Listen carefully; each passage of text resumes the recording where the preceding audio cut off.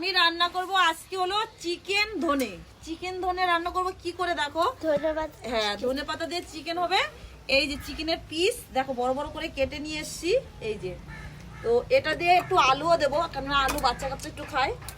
আর এই যে ধনে পাতাটা আছে না, এটা এই যে পেস্ট করব, এখানে বাটবো। আর সাথে কি লাগছে দেখো, এখানে লাগছে হলো সরষের তেল, হলুদ, লবণ, আর এখানে লাগছে হলো পেঁয়াজ। আর এখানে মাংসতে আমরা যা দিই আদা রসুন পেঁয়াজ সবই বাটা যাবে, শুধু ধনে পাতাটা গরম মশলা বাদে ধনে পাতা যাবে। গরম মশলা দেবো না, ধনে পাতা দেবো। এই যে সাদা সর্ষের এই তেল। যে সরষের তেল দিয়ে দিলাম কড়াইতে। এই রান্নাটা না হেভি লাগে খেতে। আমি রান্না করি, তোমরা দেখতে থাকো।